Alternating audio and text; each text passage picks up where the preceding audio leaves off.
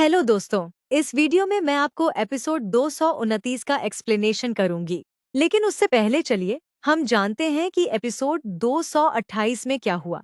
Episode 228 के अंत में हमने देखा कि लुओ फेंग को एक बहुत ही एंशियंट यूनिवर्स सुप्रीम मास्टर की पूरी लेगेसी तक पहुंचाने की चाबी मिल गई और उसको वह थ्रेड मैप भी मिला जिसके लिए सारे यूनिवर्स मास्टर्स लड़ रहे थे। और साथ ही में उसे का स्पेशल टोकन मिला ग्रीन कलर का। और साथ ही उसे जैन लिन की दूसरी इनहेरिटेंस का पता चला। हमने यह भी देखा कि लुओ फेंग यूनिवर्स ओशियन से निकलते ही वह डायरेक्ट सुप्रीम मीटिंग में चल जाता है, लेकिन नोवेल में वह पहले अर्थ पर जाता है। तो चलिए हम नोवेल के हिसाब से एपिसोड 229 का एक्सप्लेनेशन जानते हैं। जे फांजी और जेन लिन की रिकॉर्डिंग देखने के बाद लुओ फेंग के मन में एक बहुत बड़ा एहसास पैदा हुआ। अब उसे समझ आने लगा था कि रीइंकार्नेशन ब्रेकथ्रू का असली मतलब क्या है। अगर कोई वास्तव में उस अंतिम सीमा को पार कर ले तो वह केवल और अधिक शक्तिशाली नहीं बनता, बल्कि वह हमेशा के लिए जीवित रह सकता है। उस पर रीइंकार्नेशन एरा का कोई प्रभाव नहीं पड़ता और उससे भी बढ़कर वह अपना खुद का सेक्रेड यूनिवर्स बना सकता है। यही वह लक्ष्य था जिसके लिए जे फांजी और जेनलिन जैसे प्राचीन महाअस्तित्वों ने अपनी पूरी जिंदगी दांव पर लगा दी थी। लेकिन लुओ फेंग ने जल्दी ही खुद को शांत किया। वह जानता था कि यह स्तर अभी उससे बहुत दूर है। अभी वह यूनिवर्स मास्टर था, जबकि यह रहस्य उन अस्तित्वों से जुड़ा था जो यूनिवर्स सुप्रीम मास्टर्स से भी कहीं आगे निकल चुके थे। इसलिए उसने फिलहाल इस विषय को मन के एक कोने में रख दिया। कार्स्ट केव में और कोई खास खोज नहीं मिली, इसलिए लुओ फेंग वापस लौट पड़ा। वह पहले विंग स्पेस से गुजरा, फिर ओरिजिनल यूनिवर्स में पहुंचा और आखिरकार पृथ्वी पर वापस आ गया। पृथ्वी पर पहुंचने के बाद उसने सीधे किसी महत्वपूर्ण मिशन की शुरुआत नहीं की। इसके बजाय वह एक साधारण रेस्टोरेंट में बैठ गया। वहां आम लोग खाना खा रहे थे, बातें कर रहे थे, हंस रहे थे, अपनी रोजमर्रा की समस्याओं पर चर्चा कर रहे थे। लुओ फेंग चुपचाप बैठकर उनकी बातें सुनता रहा।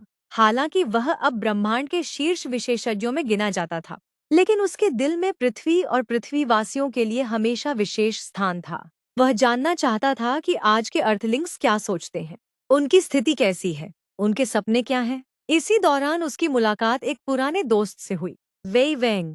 दोनों ने एक दूसरे को देखकर मुस्कुराया। पुरानी यादें ताजा हो गईं। लुओ फेंग ने हंसते हुए पूछा, इतने सारे रिसोर्सेज मिलने के बाद भी तुम अभी तक डोमेन लॉर्ड ही क्यों हो? वेई वेंग ने भी मुस्कुराकर जवाब दिया, मुझे जल्दी नहीं है, मेरे पास अभी बहुत समय है। बाद में आराम से सेक्टर लॉर्ड बन जाऊंगा। दोनों दोस्तों की तरह बैठकर लंबे समय तक बातें करते रहे। किसी यूनिवर्स मास्टर और किसी डोमेन लॉर्ड की तरह नहीं, बल्कि उन पुराने दिनों के दोस्तों की तरह जिन्होंने साथ में संघर्ष किया था। इस मुलाकात के बाद लुओ फेंग ने अपने भविष्य के बारे में गंभीरता से सोचना शुरू किया।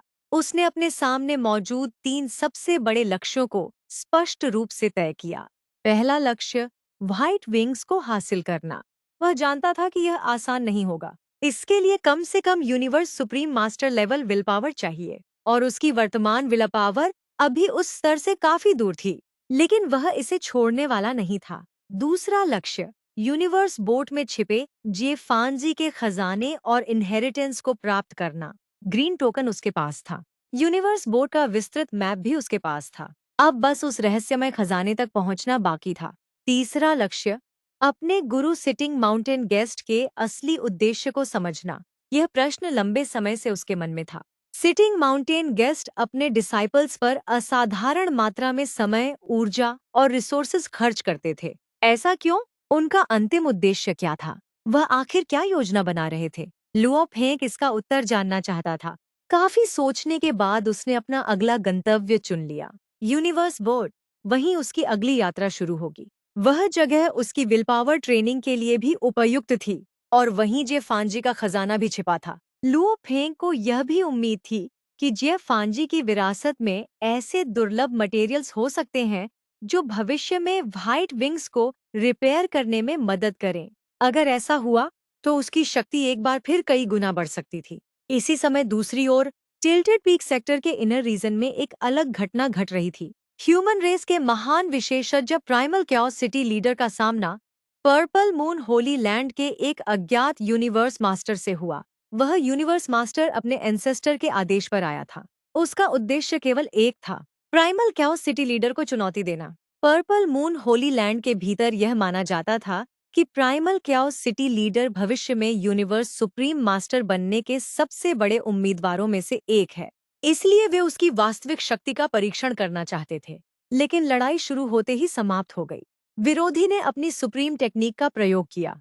भयानक शक्ति चारों ओर फैल गई। लेकिन प्राइमल कैओस सिटी लीडर शांत खड़ा रहा। उसने केवल एक साधारण पाम स्ट्राइक की, बस एक, और अगले ही क्षण विरोधी का पूरा आक्रमण टूट गया। उसकी सारी शक्ति बिखर गई। वह पूरी तरह पराजित हो गया। हारने के बाद उस यूनिवर्स मास्टर ने सिर झुका लिया।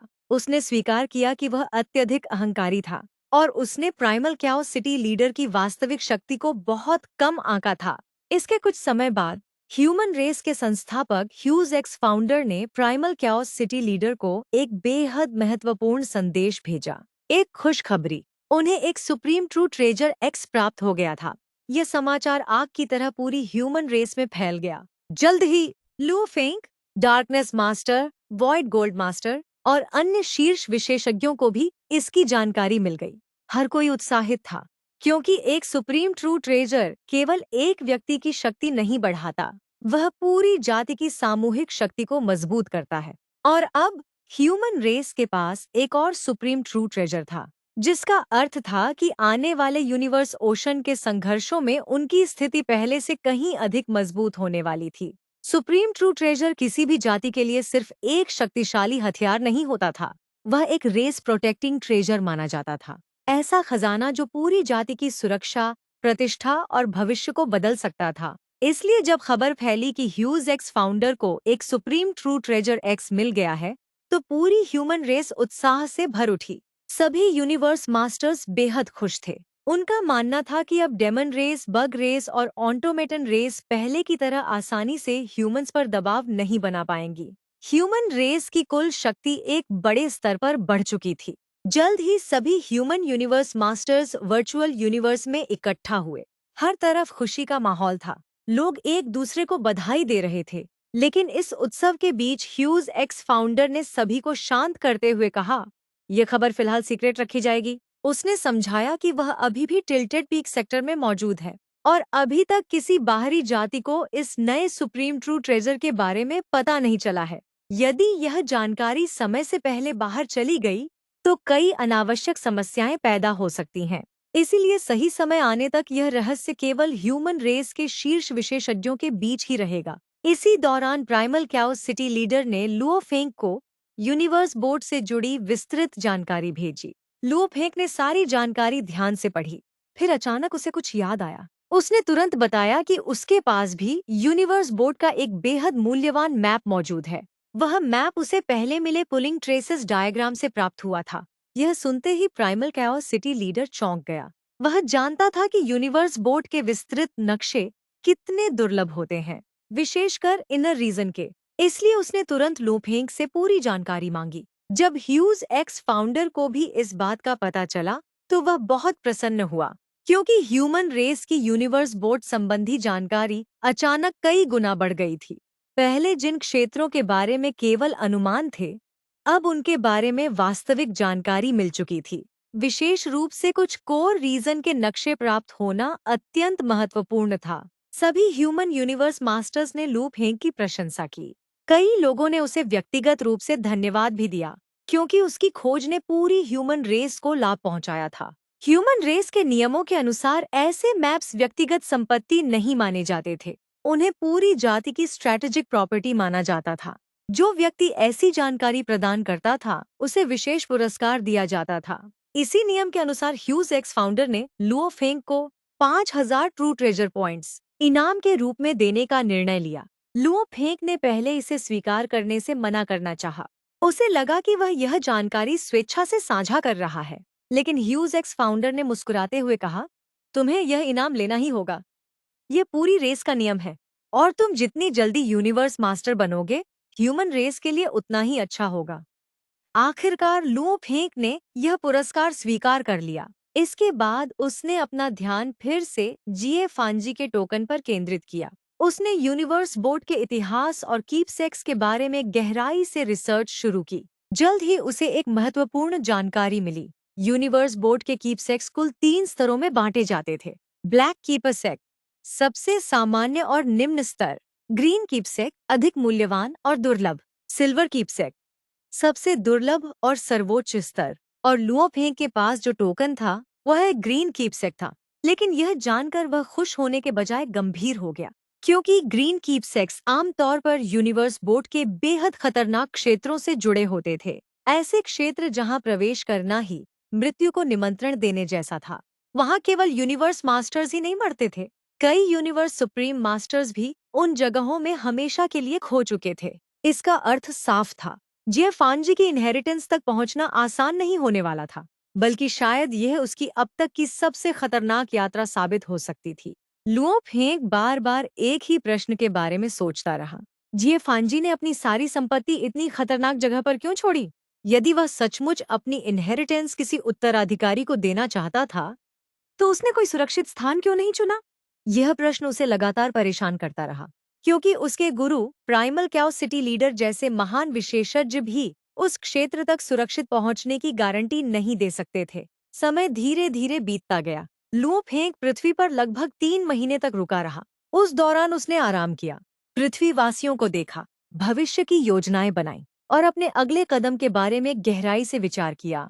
आखिरकार उसने अपना निर्णय ले लिया। यदि उसे व्हाइट विंग्स हासिल करने हैं, जेफांजी की इनहेरिटेंस प्राप्त करनी है और अपनी विल पावर को और ऊंचे स्तर तक पहुंचाना है, तो उसे स्वयं यूनिवर्स बोर्ड जाना ही होगा।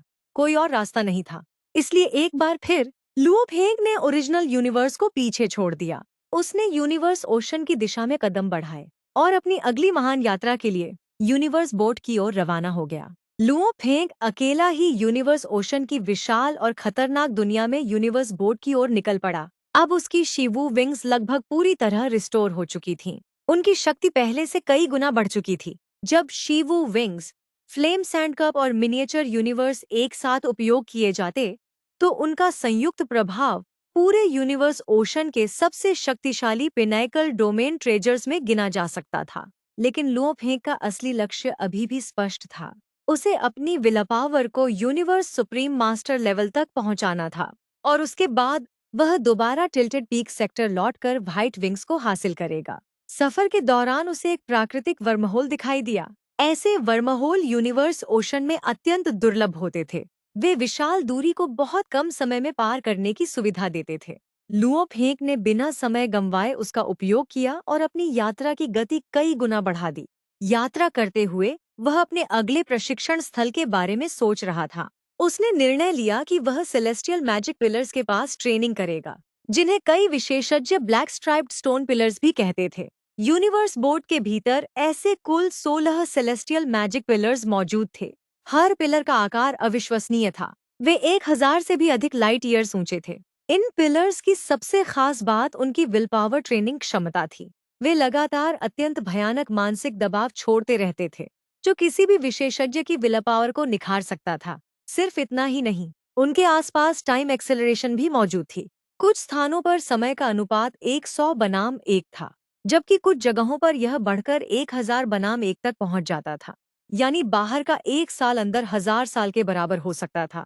इसी कारण लुओ फेंग ने तय किया कि विल पावर बढ़ाने के लिए इससे बेहतर स्थान शायद पूरे यूनिवर्स ओशन में नहीं मिलेगा। साथ ही वह बार बार जियफांजी के ग्रीन टोकन के बारे में भी सोच रहा था। जितना अधिक वह उसके बारे में जानता जा रहा था, उतना ही अधिक गंभीर होता जा रहा था, क्योंकि ग्रीन टोकन जिस स्थान की ओर संकेत करता था, वह यूनिवर्स बोर्ड के अत्यंत गहरे और खतरनाक क्षेत्रों में स्थित था। वह स्थान लगभग कोर रीजन की सीमा पर था, ऐसी जगह जहां पहुंचना ही मौत को चुनौती देने जैसा था।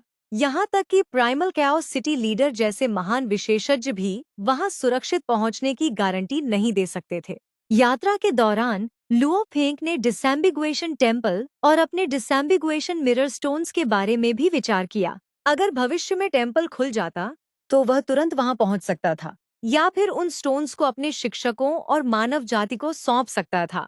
लेकिन काफी सोचने के बाद उसने निष्कर्ष निकाला कि फिलहाल सबसे महत्वपूर्ण लक्ष्य व्हाइट विंग्स ही हैं। बाकी सब बाद में भी किया जा सकता है। लगभग 12 दिनों की यात्रा के बाद वह आखिरकार यूनिवर्स बोर्ड के पास पहुंच गया, और पहली बार उसने उसे अपनी आंखों से देखा। अगले ही क्षण लुओ फेंग स्तब्ध रह गया।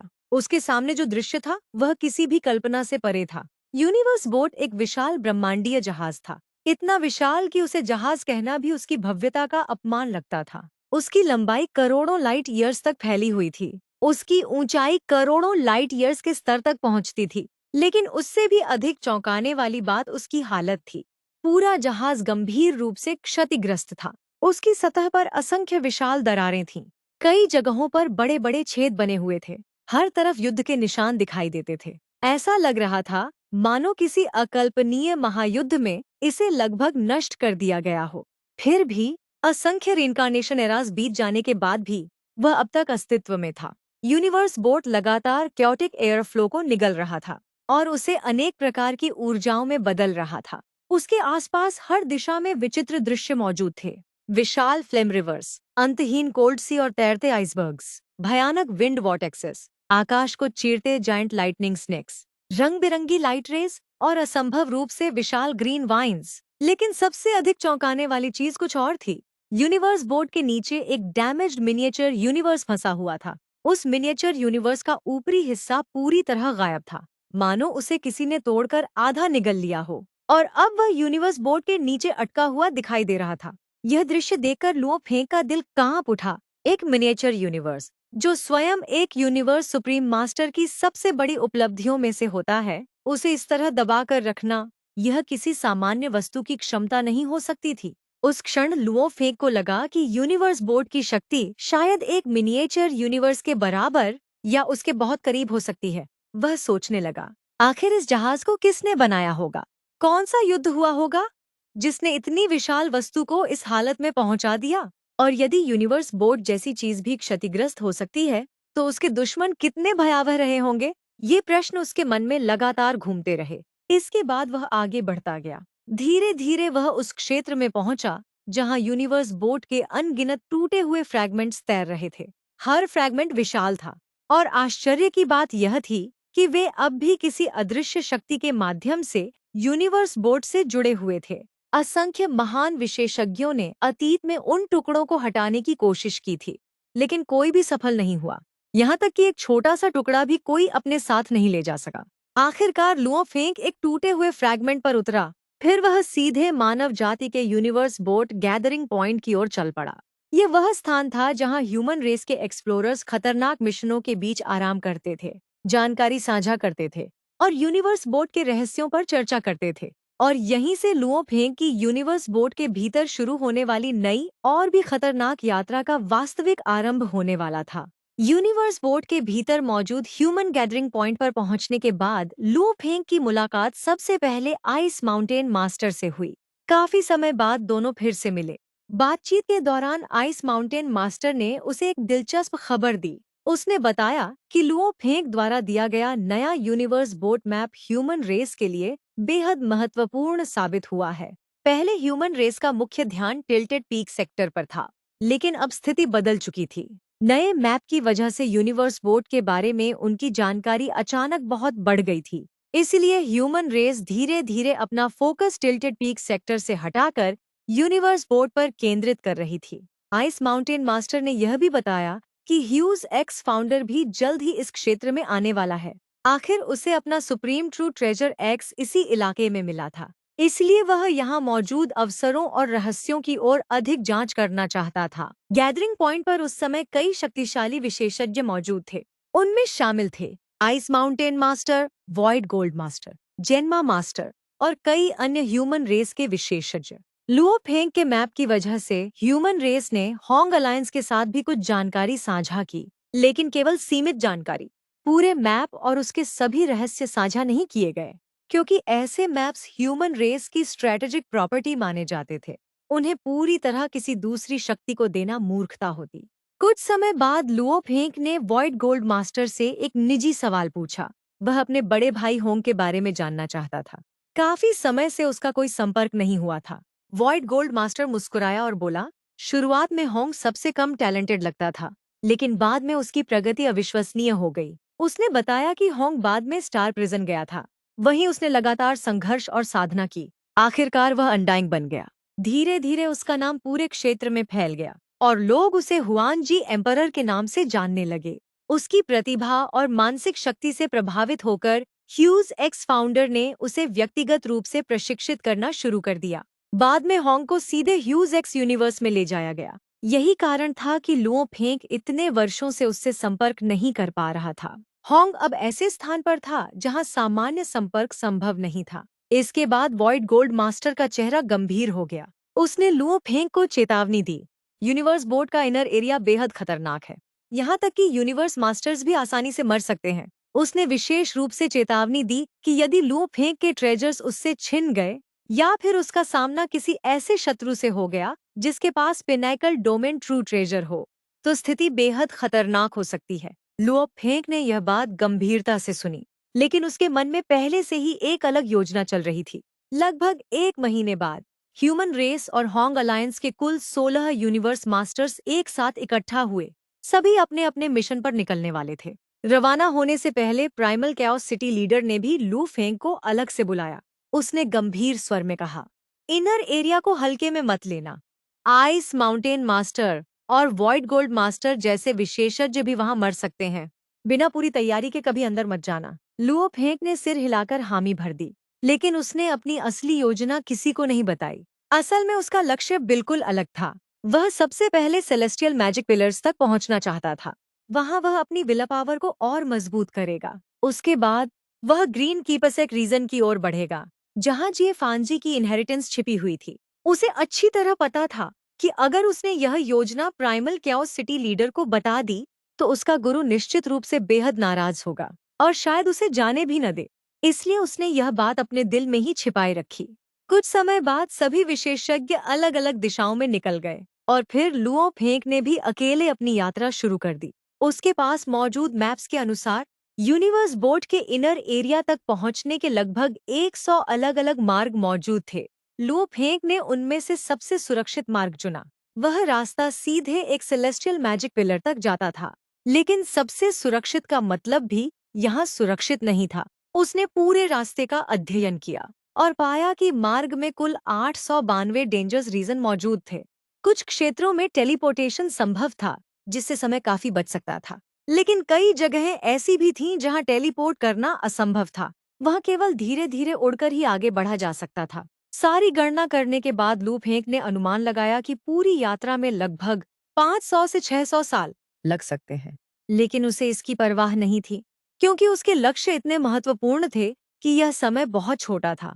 कुछ देर बाद वह यूनिवर्स बोर्ड की विशाल सतह तक पहुंचा। उसके सामने एक विशाल क्रैक मौजूद था। यह दरार लगभग 2,80,000 लाइट ईयर्स लंबी और 92 लाइट ईयर्स चौड़ी थी। उसके चारों ओर विशाल वाइन्स फैली हुई थीं और जगह जगह चमकते हुए आइस क्रिस्टल दिखाई दे रहे थे। यह दृश्य किसी प्राचीन दैत्य के शरीर पर बने घाव जैसा लग रहा था। लुओ फेंग ने एक गहरी सांस ली, फिर बिना हिचकिचाए उस विशाल दरार के भीतर प्रवेश कर गया और इसी क्षण यूनिवर्स बोर्ड के इनर एरिया में उसकी असली, लंबी और जानलेवा यात्रा शुरू हुई। यूनिवर्स बोर्ड के इनर रीजन में प्रवेश करते ही लुओ फेंग एक विशाल, अंधेरी और बर्फ से भरी दरार के भीतर पहुंच गया। चारों तरफ गहरी अंधकारमय खामोशी थी, लेकिन लुओ फेंग जानता था कि यूनिवर्स बोर्ड में जितनी शांति दिखाई देती है, उतना ही बड़ा खतरा उसके पीछे छिपा होता है। इसलिए उसने तुरंत अपना गोल्डन किंगडम सक्रिय कर दिया। सुनहरी रोशनी चारों ओर फैल गई और लगभग 80 लाइट ईयर्स तक का क्षेत्र उसकी निगरानी में आ गया। वह सावधानी से आसपास की हर गतिविधि को स्कैन करने लगा, लेकिन ज्यादा समय नहीं बीता। अचानक चारों दिशाओं से अनगिनत आइस ब्लेड्स उसकी ओर टूट पड़ी। वे साधारण बर्फ के टुकड़े नहीं थे। हर एक आइस ब्लेड की शक्ति लगभग एक सामान्य यूनिवर्स मास्टर के पूर्ण शक्ति वाले हमले के बराबर थी। अगर कोई साधारण विशेषज्ञ वहां होता तो शायद पहले ही हमले में मर जाता, लेकिन लुओ फेंग शांत रहा। उसने तुरंत गोल्डन किंगडम और फ्लेम सैंड कप की शक्ति को एक साथ मिलाया। क्षण भर में उसके सामने आग का एक विशाल हथियार प्रकट हुआ, ब्लेजिंग फ्लेम्स ब्लेड। उसकी लंबाई लगभग 100 मिलियन किलोमीटर थी। जलती हुई अग्नि की धाराएं उसके चारों ओर घूम रही थीं। अगले ही पल लुओ फेंग ने अपनी अंतिम तकनीक गोल्डन लाइट का प्रयोग किया। धड़ाम! विशाल अग्नि तलवार ने आइस ब्लेड स्टॉर्म को चीर दिया। असंख्य आइस ब्लेड्स टूटकर बिखर गईं और उनके बीच एक विशाल सुरक्षित रास्ता बन गया। लू फेंग बिना रुके उस गैप से निकल गया लेकिन उसके चेहरे पर कोई खुशी नहीं थी, बल्कि वह और गंभीर हो गया, क्योंकि वह समझ चुका था यह तो पूरे मार्ग का पहला और सबसे आसान क्षेत्र था। अगर शुरुआत ही इतनी खतरनाक है, तो आगे क्या होगा? इसके बाद समय धीरे धीरे बीतता गया। 1 साल, 5 साल, 10 साल और आखिरकार 21 साल गुजर गए। इन 21 वर्षों में लुओ फेंक ने यूनिवर्स बोर्ड के इनर रीजन की असली भयावहता देखी। कई बार ऐसे खतरे सामने आए जहां उसका गोल्डन किंगडम और फ्लेम सैंड कप पूरी तरह बेकार साबित हुए। ऐसी परिस्थितियों में उसे मजबूर होकर स्टार टॉवर की सुरक्षा का सहारा लेना पड़ा। इन्हीं अनुभवों से उसे एक महत्वपूर्ण सत्य समझ आया। यूनिवर्स बोर्ड के इनर रीजन में जीवित रहने के लिए पैलेस ट्रू ट्रेजर लगभग अनिवार्य था। जिसके पास ऐसा ट्रेजर नहीं था, वह यहाँ ज्यादा समय तक जीवित नहीं रह सकता था। सुरक्षा के लिए लुओ फेंक ने हमेशा एक अतिरिक्त व्यवस्था बना रखी थी। उसका गोल्डन हॉर्न बीस्ट बॉडी हमेशा स्टार टॉवर के अंदर तैयार रहता था। अगर किसी दिन उसकी अर्थ बॉडी नष्ट भी हो जाए, तो गोल्डन हॉर्न बीस्ट उसके सभी ट्रेजर्स को सुरक्षित रख सकता था। 21 साल बाद वह अपने पूरे मार्ग के सबसे भयावह क्षेत्रों में से एक के किनारे पहुंच गया, गॉड डिस्ट्रॉइंग वैली। यह उसके रास्ते के कुल 892 डेंजर्स रीजन में से सबसे खतरनाक स्थानों में गिना जाता था। वास्तव में यह पूरे मार्ग के टॉप 3 डेंजर जोन्स में शामिल था। गॉड डिस्ट्रॉइंग वैली 2 भागों में विभाजित थी। ऊपर एक अंतहीन लावा ओशन, नीचे काली चट्टानों से भरी भूमि, और यात्रियों को इन्हीं दोनों के बीच के संकरे क्षेत्र से गुजरना पड़ता था। यह जगह लगातार विनाश उगल रही थी। आसमान से लावा की बारिश होती रहती थी। विशाल सेलेस्टियल रॉक्स लगातार गिरते रहते थे। चारों ओर ऐसी गर्मी थी कि कोई भी यूनिवर्स नाइट वहां प्रवेश करते ही तुरंत मर जाता। लेकिन यह सब असली खतरा नहीं था। सबसे बड़ा भय कुछ और था, मोल्टन लावा डेविल गॉड्स। ये राक्षसी जीव इतने विशाल थे कि सामान्य बुद्धि उनकी कल्पना भी नहीं कर सकती थी। उनकी ऊंचाई दर्जनों अरब किलोमीटर तक पहुंचती थी। उनकी 4 भुजाएं थीं, 3 आंखें थीं और उनके शरीर पिघले हुए लावे से बने प्रतीत होते थे। उनके पास लगभग कोई बुद्धि नहीं थी, लेकिन उनकी विनाशकारी शक्ति यूनिवर्स सुप्रीम मास्टर्स से भी अधिक भयावह थी। उनका एक मुक्का, उनकी एक लात इतनी शक्तिशाली होती थी कि सुप्रीम ट्रू ट्रेजर रखने वाले यूनिवर्स सुप्रीम मास्टर्स भी उनसे सीधी लड़ाई नहीं करना चाहते थे। सबसे डरावनी बात यह थी कि आज तक कोई भी उन्हें वास्तव में नुकसान नहीं पहुंचा पाया था। अगर कोई यूनिवर्स मास्टर उनकी पकड़ में आ जाए, तो उसकी मृत्यु निश्चित थी। यहाँ तक कि स्टार टॉवर भी उसे नहीं बचा सकता था, क्योंकि यदि एक बार वे किसी को पकड़ लेते, तो स्टार टॉवर भी उनकी पकड़ से निकल नहीं पाता। पूरी गॉड डिस्ट्रॉइंग वैली में कुल 9 मोल्टन लावा डेविल गॉड्स मौजूद थे। इसलिए लुओ फेंक ने एक ही रणनीति बनाई, लड़ना नहीं, सिर्फ बचकर निकलना। वह अत्यंत सावधानी से आगे बढ़ने लगा, कभी लावा की बारिश से बचता, कभी गिरते हुए सेलेस्टियल रॉक्स से। कई बार उसे अपनी ब्लेजिंग फ्लेम्स ब्लेड का उपयोग करके विशाल चट्टानों को रास्ते से हटाना पड़ा। धीरे धीरे वह वैली के और भीतर प्रवेश करता गया। 11 दिन बीत गए। उसे पता भी नहीं था कि इसी दौरान कोई और उस पर नजर रख रहा है। गॉड डिस्ट्रॉइंग वैली की एक छिपी हुई गुफा के भीतर एक विचित्र फायरी रेड ड्वार्फ जैसा अस्तित्व छिपा बैठा था। अचानक उसकी नजर लुओ फेंक पर पड़ी। पहले तो वह चौंका, फिर उसकी आंखों में पहचान की चमक उभरी। सिल्वर विंग्स हॉर्ड लीडर, उसने मन ही मन कहा। वह लुओ फेंक को पहचान चुका था। उसे पता था कि लुओ फेंक के पास ऐसी सिल्वर विंग्स हैं जो स्पेस और टाइम को नियंत्रित कर सकती हैं। उसकी आंखों में तुरंत लालच चमक उठा। उसने सोचा, ये तो अभी नया यूनिवर्स मास्टर है और गॉड डिस्ट्रॉइंग वैली जैसी जगह में घुस आया है। उसके चेहरे पर एक ठंडी मुस्कान उभरी। जल्दी ही यह मर जाएगा और तब उसकी सिल्वर विंग्स मेरी हो जाएंगी। यह सोचकर वह अपनी गुफा से बाहर निकला और फिर पूरी तरह चुपचाप दूरी बनाए रखते हुए लुओ फेंक का पीछा करने लगा। उसे जरा भी अंदाजा नहीं था कि जिस शिकार को वह आसान समझ रहा है, वह वास्तव में यूनिवर्स ओशन के सबसे खतरनाक उभरते हुए विशेषज्ञों में से एक था। तो दोस्तों, यह था एपिसोड 229 का एडवांस में एक्सप्लेन, और एपिसोड 230 का एक्सप्लेनेशन आएगा बृहस्पतिवार को। तब तक के लिए अपना ध्यान रखें और हमारे चैनल को सब्सक्राइब करना ना भूलें।